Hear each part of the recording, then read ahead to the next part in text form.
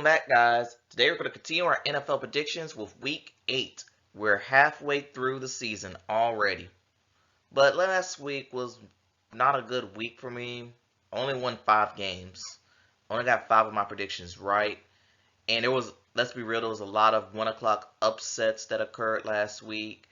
And some primetime teams that didn't live up to expectations, even though one of those teams got screwed over by the refs. And pretty much mostly everyone was on a bye week last week that I note of. But this week, no one's on a bye.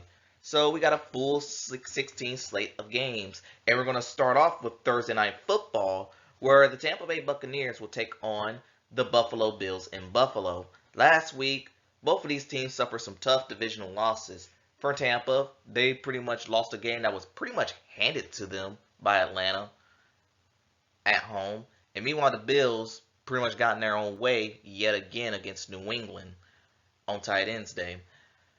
This game, I feel like this is a must-win for both teams because right now the Bills, if the season were to end right now, I think they'll be at seed number 7. That's very concerning for a team that has Super Bowl aspirations. But hey, that's what happens when you have defensive injuries.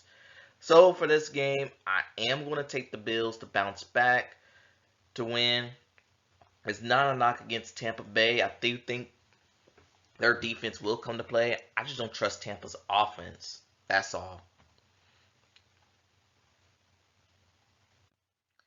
Follow that up with the first 1 o'clock afternoon game of the season for the Dallas Cowboys, who will be taking on the other Los Angeles teams against the Rams. And sadly, we're not going to get the Brett Maher revenge game as he got released just today or yesterday, depending on when you watch this video. The Rams lost to the Steelers where they had a 17-10 lead in the fourth quarter, and mostly because Brett Maher missed an extra point and he missed the field goal in that game. It didn't really influence the score, but there you go. The Cowboys are coming off a bye week in which they beat the Los Angeles Chargers week 6 on a Monday night, where the defense made 2 very clutch plays. I think with the bye week, the Cowboys can get their focus back. And this is their 3rd home game of the year. I am going to take the Dallas Cowboys to win. I do think they're the more talented team, but I will not be surprised if the Rams win because they got a really good receiving tandem. Just keep an eye out on that. Follow that up with the Minnesota Vikings taking on the Green Bay Packers. The Vikings got a surprising primetime Monday night Kirk Cousins win over the 49ers. I honestly did not see this coming. But Kirk Cousins, he had a great performance and just his 3rd Monday night win. First that didn't involve Chicago. Good for him. Meanwhile, while Minnesota's trending up, Green Bay is trending down. And last week showed that coming off a bye week, they lose to the Denver Broncos, a team that I thought was not up to par as Green Bay has been. And they had Aaron Jones come back, and Green Bay's offense is not good at all. So this game is being played in Lambeau. I am hesitant to take Green Bay, but I've gave Green Bay more than enough chances on this channel. I'm going to go with Minnesota to win on the road here. And also another thing I failed to mention, Minnesota's doing all this without Justin Jefferson. That's what impressed me a lot more.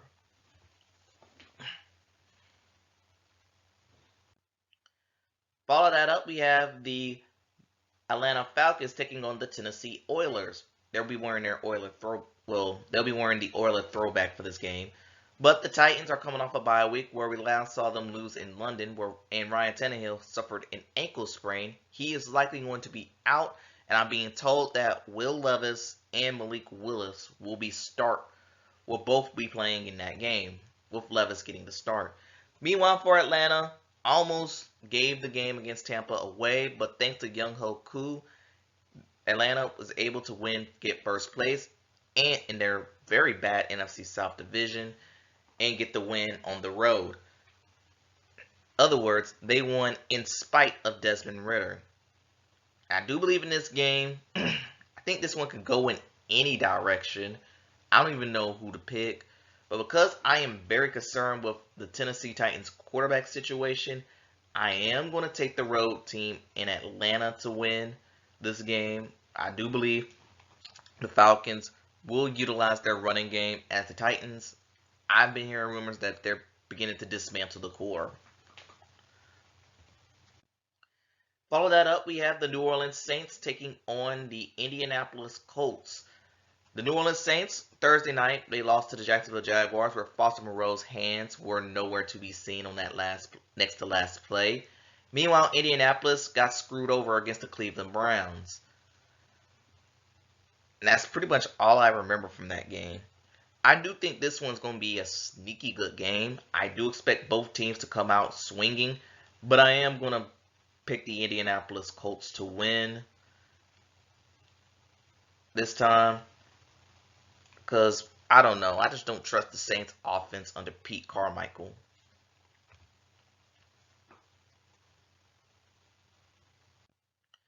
Follow that up, we have a division AFC East matchup between the New England Patriots traveling to Miami to take on the Dolphins. The New England Patriots got a surprise win over the Buffalo Bills. In fact, this is their second win in the AFC East. Good for them. Meanwhile, Miami suffered a tough loss against the Philadelphia Eagles, where I believe they got screwed over by the refs because they got all the calls, and Philadelphia got next to none. And in the last time, and these two teams, they already played already. Last time we saw them was on Sunday Night Football, in which the Dolphins won basically using smash mouth football against the Patriots in this game. Now, another reason why the Dolphins fell short to the Eagles was because they were short a couple players in the secondary, and that did hurt them. I think in this game, I feel like this is going to be a get-right game for Miami. I am going to pick them to win this game, to bounce back, and complete the season sweep of the New England Patriots.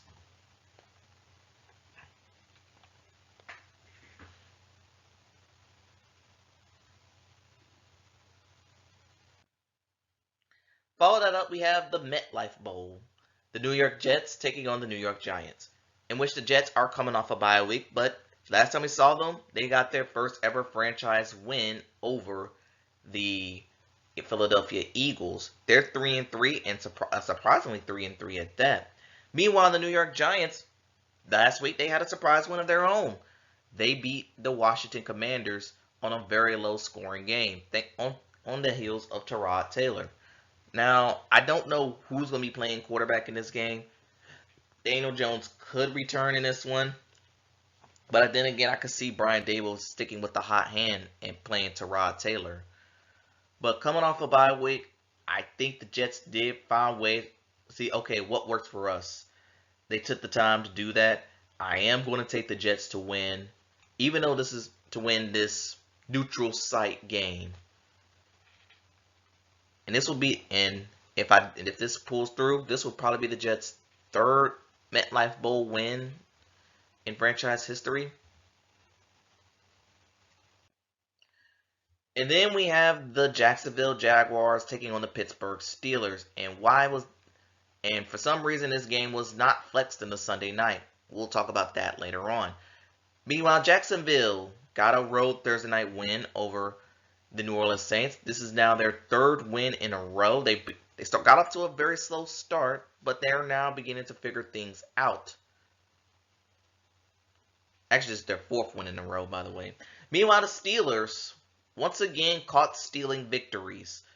Another game where they completely looked terrible the first three quarters and had to rely on a fourth quarter late rally to get a win over the Los Angeles Rams. And one thing I learned about the Steelers is if Highsmith or Watt gets hurt, this team's done. Because these two guys are single-handedly winning them games these past couple of weeks. I honestly don't know how the Steelers are 4-2. They're fluking their ways to victories. But as for a winner go, I don't know. This was a toss-up. Because Jacksonville had that extra rest. Steelers, they're pretty much very, very unpredictable. But this game's being played in Pittsburgh. I am going to have the slight edge over the Steelers as they're going to pull off another BS victory over a team that they're not supposed to beat. But I will not be surprised if Jacksonville wins. Follow that up, we have an NFC East matchup between the Philadelphia Eagles, who many claim are the best team in the NFL once again, taking on the Washington Commanders. Commanders, a tough divisional loss to the New York Giants, where they only scored 7 points, and Sam Howell was left to die out there. Meanwhile, the Eagles got a dominant home victory over the Miami Dolphins, where they got a special assist with the tush push in the refs, and adding Kevin Byard via trade will help them out. Man, it's like every year the Eagles find a way to get good players on their team. Someone needed to investigate Harry Roseman for that. Now, last time these two teams played was in Week 4, and it was a really closely competitive game in which the Eagles won in overtime. The game is being played in Washington, but that's going to pretty much be marked by. This will basically be a Philadelphia Eagles home game, because if you don't know, the Eagles, they love to come into Washington, D.C. and flood that stadium. I am going to take the Eagles to win. I think they are one of the best teams in the league. And for some reason, I'm going to be sitting through their insufferable fan base for the rest of the year. Charming. Follow that up, we have two teams coming off a bye week, and two teams rookies that are in different positions in their career so far. The Houston Texans taking on the Carolina Panthers. The Texans, last time we saw them, they had a pretty low scoring game against the New Orleans Saints that they pulled off, that they got a win. And Carolina, they do what they do best. That's all I'll say. But looking at the two QBs, they're at very different positions. CJ Stroud, he's looking like the franchise QB that Houston envisioned. Meanwhile, Bryce Young, he's not looking like that. But granted, he's having some front office issues. His line is bad. His receivers is bad. The general manager, Scott Fitterer, should have been fired during the bye week. But luckily, play calling will be changed, as this will be the first game in which Frank Reich will surrender play callings to Thomas Brown. So maybe some things will change. Normally, I will take the Houston Texans in this situation, but part of me want to take Carolina to win, because they had a bye week. They took time to figure things out, what works for them, and their schedule is getting kind of soft at this period. I don't think this team's going to go winless. They better not go winless. But then again, I got to go with the safe pick. Houston Texans is going to win on the road. And CJ Stroud is going to tell Carolina, I told you so. Follow that up, we have a throwback game. The Cleveland Browns taking on the Seattle Seahawks. And Seattle will be wearing their classic throwbacks for this one. Cleveland got a win in which they probably shouldn't have had against the Indianapolis Colts. Deshaun Watson got hurt in that game, and he could have came back if the team chose to, but they decided to go with the hot hand with PJ Walker. And it was also said that he also was still dealing with that shoulder issue because of that. Meanwhile, Seattle got a win over Arizona. Nothing special there. Now, Deshaun Watson is going to play. Kevin Stefanski did say he is going to be the starter. He is going to be our starter long term. They put a lot of money in that. And that's pretty much all I got to say about the Cleveland. But I am going to take Seattle to win at home. At home, they're wearing the hot, sexy throwbacks for this game. And if you saw what happened with Philadelphia with the Kelly Greens, I have a feeling Seattle in the retros, they're going to be something special in this game. Give me the Seahawks. Follow that up, we have a quick turnaround game with the Kansas City Chiefs taking on the Denver Broncos, which both teams got pretty interesting wins. Well, for the Kansas City Chiefs, they played like it was 1989, because Mr. Perfectly Fine had a very, very, very great day at tight end, as they easily took care of the Los Angeles Chargers. And it's going to be hard for the Broncos to shake off that, because the Broncos themselves, they came off a win. They beat Green Bay. But this is going to be a quick turnaround, because last time we saw these two teams was on Thursday night. It was a low-scoring game, and it was 19-8 was the final score. and Swifty Girl was at the game. Now, she probably won't attend this one, so boo hoo. I'm not going to complain. Taylor Swift fatigue is real. But I am going to still take the Kansas City Chiefs to win a very, very close game. I am going to roll with the Chiefs to win. And Broncos, look what you made me do. I got to be picking the Chiefs. And this follows up with the Baltimore Ravens taking on the Arizona Cardinals. Ravens had their best victory of the season to date. Not only beating the Detroit Lions, but destroying them 38-6. I honestly did not see that coming. Meanwhile, the Cardinals, they lost to the Seahawks, and they pretty much going to be in contention for the number 2 overall pick. Sorry, as long as the Panthers keep losing, the Bears will have the number 1 pick. Ravens, I'll keep this brief. Y'all going to win this one. And next we have a potential game of the week here with the Cincinnati Bengals taking on the San Francisco 49ers. But these two teams are in weird places in the season. Cincinnati's coming off a bye week. They was able to get some rest. Joe Burrow's able to get healthy, spend an extra week getting healthy. And they're coming off a low-scoring win over the Cincinnati Bengals. Over the Seattle Seahawks, my bad. The San Francisco 49ers, meanwhile, have been on a downward trajectory because this is their second loss in a row, and this one occurring on prime time Monday night against the Minnesota Vikings, a Vikings team that struggles to win in prime time. Now, granted, they did have 2 very big injuries on the offensive side of the ball, but the defense didn't look good at all. I'm very confused on their performance. I do think this is a get-right game for the 49ers. If they could get a win here, they could enter the bye week feeling better about themselves and getting those 2 unhealthy parties back from injury. I'm going to roll with the 49ers to win. Next, we have a game that should have been flexed out of Sunday night, but some reason gets kept on the primetime slot. The Chicago Bears taking on the Los Angeles Chargers. But at least the Bears won last week against the Raiders. And they led it under some guy named Badgett. I don't know who he is. He's a Division III quarterback from Shepherd University. And he looked kind of comfortable back there. Good for him. Meanwhile, the Chargers lost again to the Kansas City Chiefs. And at this point, they just need to fire Brandon Staley. Just get rid of him. But in this game, I am going to take the Chargers to win, fortunately. So that will likely not happen afterwards. But if they lose to Tyler Badgett, I don't see Brandon Staley staying with this team any longer. And finally, we have a Monday night game against the Las Vegas Raiders. Their second Monday night game in very rapid succession, taking on the Detroit Lions. And the Raiders was that embarrassing team that lost to the Chicago Bears.